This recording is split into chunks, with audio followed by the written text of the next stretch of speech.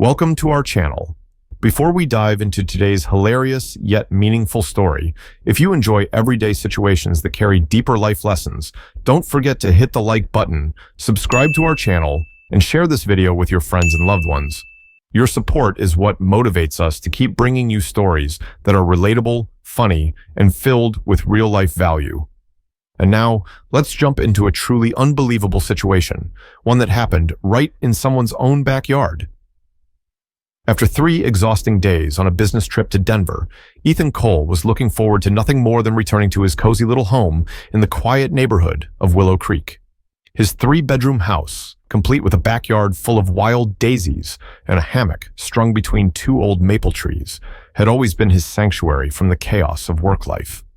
He left the airport at 4 p.m., eyes burning from lack of sleep, with only one thing on his mind: a simple meal and a cold beer. For Ethan, there was nothing better than sinking into his cushioned chair, listening to the breeze rustle through the leaves, and not answering a single more email. The drive home felt routine at first, but as soon as he turned onto a street, Ethan noticed something was off. A long line of cars was parked bumper to bumper along the curb, in all shapes and colors, from SUVs to minivans, some even blocking the driveways of other residents. He frowned and slowed down, irritation creeping in. Willow Creek was known for its order and respect for personal space. The neighbors here weren't the type to host noisy gatherings without notice. Yet today, this picture-perfect pocket of suburbia looked like a makeshift parking lot for an outdoor festival. As Ethan turned his SUV into the driveway, he had to honk twice to get a group of teenagers playing soccer to move out of the way. They glanced at him with unfamiliar expressions. One even shrugged, as if he were the intruder. Rolling down his window to say something, Ethan was suddenly hit by loud music, cheerful, thumping, and utterly out of place for a calm neighborhood afternoon. The bass rattled his windows, mixing with waves of laughter and excited shouting, sending pulses through his temples with each beat. He stepped out of the car, popped open the trunk to grab his suitcase, and aimed to get inside as quickly as possible.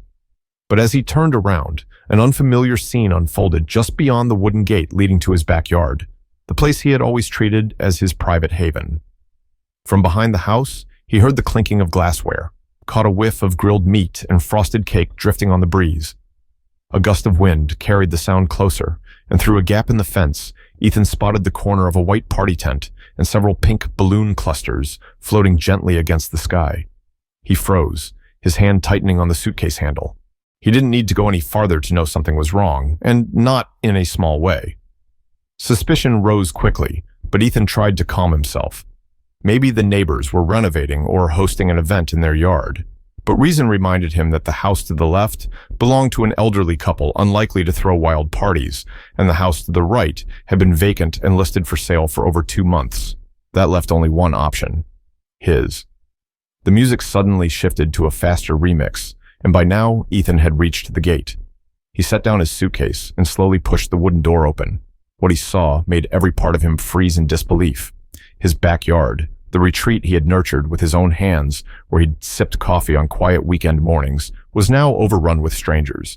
Long tables draped in white tablecloths stretched across the lawn, food was piled high, loudspeakers sat against the wall, and colorful balloons hung from strings that read, "Happy Birthday, Maddie," strung from the fence to the patio roof. Ethan didn't know who Maddie was, but clearly, Maddie was having one heck of a birthday party in his own backyard. If you're feeling just as shocked as Ethan was when he discovered his backyard had turned into a full-blown party venue, hold on a second. Don't scroll just yet. Hit that like button. If you're enjoying the story so far, subscribe to the channel for more unbelievable real-life situations, and share this video with someone who might have been in a similarly awkward spot. The story's far from over. What happens next will have you both fuming and laughing out loud. Stick around. Ethan stood frozen. His backyard, the very piece of land he had poured so much care into, had now become an uninvited, unauthorized public party zone. Rows of plastic chairs stretched across his carefully trimmed lawn. Children ran wild across the grass he mowed weekly, and the buffet table was stacked high with pizza, cupcakes, and sodas. A large man in an apron was flipping skewers on a grill that Ethan was absolutely certain did not belong to him. He looked around, half expecting someone, anyone, to speak up, to offer an explanation for this surreal invasion, but no one noticed him. People laughed, chatted, snapped selfies with the brick wall of his house as their party backdrop, completely unaware, or perhaps just uncaring, that the actual owner was standing right there, bathed in the fading evening sun like an uninvited guest at his own home. A sharp voice called out from the corner of the yard, "Karen, there's a stranger at the gate." Ethan turned and a woman approached. Blonde curls, oversized sunglasses, a floral maxi dress brushing the tops of her sandals. She looked exactly like the kind of person who believed everything within arm's reach was hers by default. And sure enough, it was Karen, the Karen, a name that had become shorthand for people who felt entitled to everything around them. She walked up to Ethan with a plastic pink cocktail cup in hand and not a trace of guilt on her face. "Oh, you're back," she said brightly, as if greeting an old friend at a reunion. Ethan narrowed his eyes. "Who are you, and why is there a party happening in my backyard?" Karen waved a dismissive hand. "Oh, don't be so tense. I'm Karen from down the street. I knew you were out of town for a few days, so I figured it wouldn't hurt to borrow a little space. Maddie, my niece, just loved this yard. The grass is perfect, plenty of shade. Absolutely ideal for a birthday party, wouldn't you agree?" It took Ethan a few seconds to even process the stream of nonsense that had just been unloaded on him. "Borrow a little space?" he repeated, nearly laughing. "This is my yard." Karen nodded, as if he had just confirmed a universally accepted fact. "Yes, of course, but you weren't here. I still have a key from the previous owner. They gave it to me in case of emergencies. And today felt like one, because what's more important than giving a little girl the best birthday ever?" Ethan felt his blood simmering, not at the noise or the scattered birthday cake on his wooden table, but at the sheer, unapologetic audacity that rendered logic useless. "You broke into my house. You trespassed on private property, and you invited the entire neighborhood without asking," he said, his voice low but deliberate. Karen shrugged. "I didn't think you'd mind. The party's nearly over anyway. We'll clean everything up. You won't even know it happened, like it was never here." Ethan scanned the scene. Kids bouncing on a trampoline set up dead center in the yard, empty soda cans littering the ground, and a mountain of presents taking up half the lawn. No trace? What was this, a movie? "Do you even realize this is illegal?" he asked. Karen smirked. "Oh, come on, Ethan. You're a reasonable guy. We're neighbors. No need to call the police over a few balloons." Ethan didn't respond immediately. Instead, he took a step back, pulled out his phone, and began recording the scene, capturing the "Happy Birthday Maddie" banner strung across his yard, the booming speakers, the strangers partying on his private property. Every frame became living proof of the blatant disregard for boundaries. Karen's expression shifted. "What are you doing?" she asked, her tone losing its earlier confidence. Ethan didn't answer. He just stared at her for a moment, then turned and walked back into the house. He wasn't angry anymore. What replaced it was a strange, quiet calm, the kind that comes when you realize it's time to restore order to a world that has gone completely sideways. The door clicked shut behind him as Ethan stood in his kitchen, both hands planted firmly on the cool, granite countertop. His phone screen was still lit, replaying the video he had just recorded. His mind raced, torn between anger and reason. A part of him wanted to storm back outside, yell at every last person, and kick them off his lawn. But the other part, the part Ethan trusted more, was calmly dissecting the situation with surgical precision. He knew people like Karen all too well. Not villains in the traditional sense, but the kind who operated on feelings over facts. If something felt reasonable to them, it became truth, laws and boundaries be damned. But this time, Karen had crossed a line, and Ethan understood that something had to be done, not just to regain control, but to make sure Karen and anyone else watching knew that silence does not equal consent. He opened the fridge, pulled out a cold beer, sat at the table, and began to think. Calling the police was certainly an option, but he wanted something that would leave a longer-lasting impression, something that would make Karen truly reflect on her behavior. So he opened the Willow Creek Neighborhood app, a digital bulletin board where locals shared everything from lost cats to cookie recipes. Ethan clicked New Post and began to type, "Hey neighbors, just got back from a 3-day trip to find my backyard transformed into someone's birthday party venue. No permission, no heads up. Apparently, one of our neighbors thinks having an old key equals a free pass to my property. I'm not trying to stir drama, but I think it's important to say this. Privacy is still a right. Yes, even when your neighbor's name is Karen. He attached 4 photos, one of the tables covering his lawn, another of the man grilling by his wall, a third of the Happy Birthday Maddie banner, and finally, a close-up of the gift table planted right in the middle of his grass. Within 3 minutes, the post had dozens of comments. Most were shocked, some furious on his behalf. A few even shared their own very Karen experiences, how she once criticized someone's flower bed or stood in the street blocking a delivery truck because it was too noisy. Then came a knock at the door, not loud but clear enough to know. Karen had seen the post. Ethan opened it. Karen stood there, empty cocktail cup in hand, no longer wearing her earlier smile. "You just posted that on the group, didn't you?" she asked, her voice tinged with annoyance. Ethan crossed his arms. "I shared a personal experience. Everything I said was true. Is that a problem?" Karen rolled her eyes. "You know this is going to get people talking.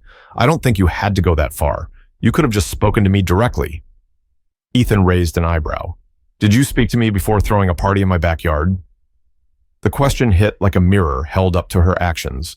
For the first time during this entire debacle, Karen looked down, her confidence slipping. "I just thought it would be fine. Maddie just wanted a fun party," she mumbled. Ethan sighed. "I don't hate Maddie. I don't even hate kids or parties. But I do hate being treated like I'm invisible on my own property." She fell silent. A pause hung between them, tense, awkward, like Karen was coming to terms with the idea that maybe for once she wasn't in the right. "Okay," she said finally. "We'll clean everything up within an hour. I'm sorry." The apology sounded forced, but it was still something. Ethan gave a small nod, said nothing more, and stepped back into the house, leaving Karen standing quietly on the porch, no longer the star of the show. Ethan didn't slam the door. He left it slightly ajar, like an ellipsis hanging at the end of a sentence, a conversation not yet finished. He had no intention of playing the hothead, but he also wasn't about to let everything slide just because of a half-hearted apology spoken out of obligation. He returned to the dining table and glanced down at his phone. The Willow Creek post he had made was now pushing over 100 comments, and the momentum wasn't slowing. This wasn't just a personal issue between him and Karen anymore. It had become something bigger, a symbol of privacy, mutual respect within a community, and the thin line between neighborliness and intrusion. Ethan understood that if he didn't follow through, Karen, or someone just like her, would think they could get away with the same thing to anyone in the neighborhood. He picked up his phone, scrolled through his contacts, and called someone he never thought he'd need for something like this. Jason Hale, the local police officer, and an old friend from college. Jason answered with the familiar hint of sarcasm in his voice. "Hey, Ethan, you're trending on the neighborhood group, you know." "You've seen it already?" Ethan gave a dry chuckle. "Oh, more than seen it. My wife's reading every comment out loud over dinner. She's already dubbed it Karen Gate." Ethan let out a half laugh. "I'm not trying to make a spectacle of this, Jason, but this has gotten out of hand. I'm not asking for Karen to be arrested or anything, but I need an official report. Something on record to show I handled this properly and to draw a clear line." Jason's tone shifted, serious now. "You want me to file a trespassing report?" "Exactly. And I've got the video, the photos, and plenty of witnesses if needed. I'm not here to make a scene, but I'm also not brushing it off." "Give me 15 minutes, Jason said before hanging up. While he waited, Ethan stepped onto the porch. The party had begun to fade like a tide receding after moonset. A few parents were packing up chairs. Some kids were reluctantly stepping off the bounce pad, and Karen was barking orders at a man, possibly her brother, to take down the canopy tent. No one spoke to Ethan. No one met his gaze. The air was thick and still, as if the entire gathering had transformed into a funeral procession with no music and no farewell. That's when Jason's police cruiser pulled up, quietly, no sirens. But the very presence of the vehicle sent a ripple through what remained of the crowd. Jason stepped out in plain clothes, badge glinting beneath his jacket. He greeted Ethan with a firm handshake like an old friend, but his eyes scanned the scene with professional precision. "This the person who entered your yard without consent?" Jason asked, gesturing toward Karen. Karen, who had been untangling a string of party lights, turned sharply. Her expression darkened when she saw him. "You've got to be kidding," she scoffed. "You actually called the police over a birthday party?" Jason kept his voice calm. Ma'am, this is no longer just a personal disagreement. This is trespassing on private property. Regardless of intent, you entered without permission, used the space for a private event, and refused to leave when asked. I'll need to document the incident." Karen opened her mouth to object, but stopped herself. For the first time, she seemed to realize that her usual excuse, "I meant well," wouldn't shield her from consequences this time. Jason worked swiftly.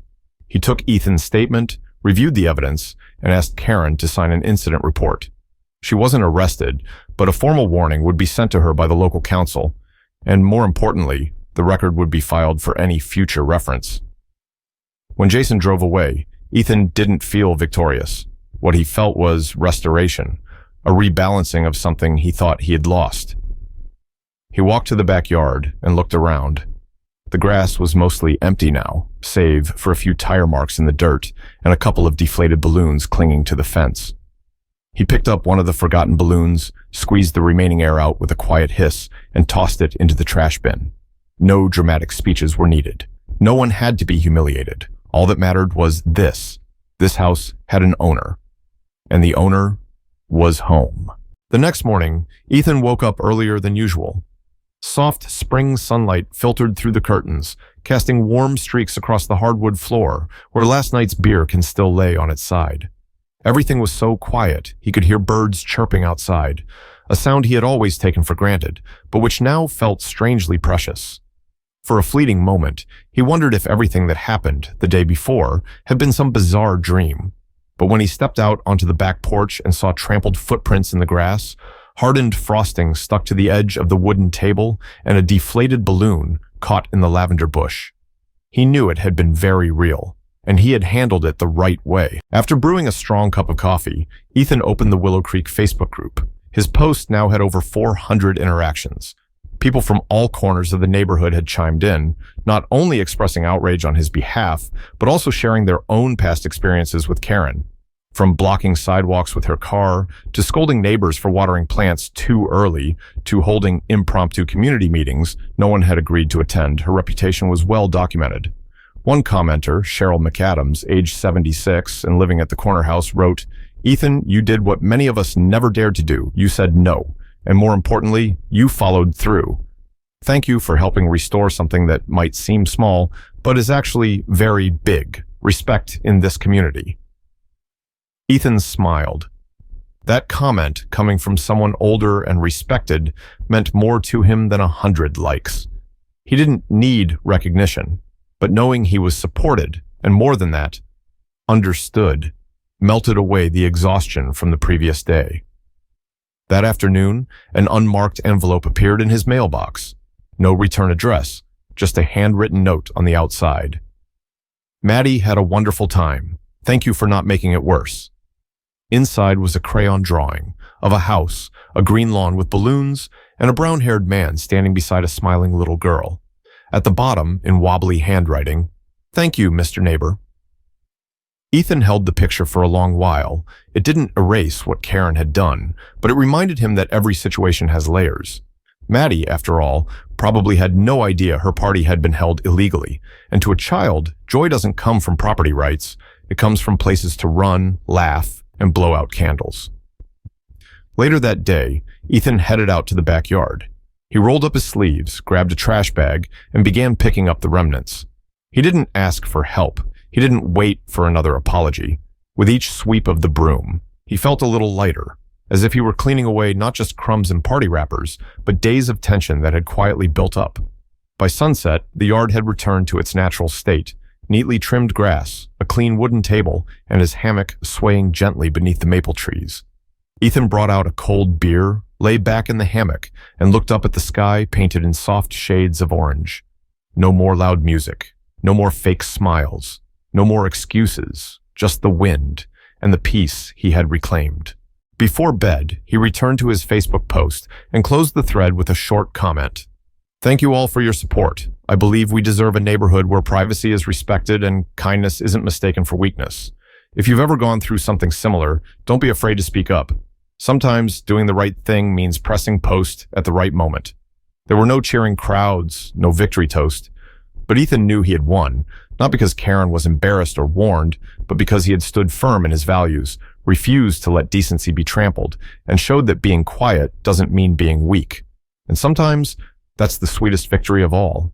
In modern communities, the lines between kindness and exploitation, friendliness and intrusion, can be incredibly thin, often invisible until they're crossed. The story of Ethan and Karen's backyard party isn't just a bizarre and frustrating experience.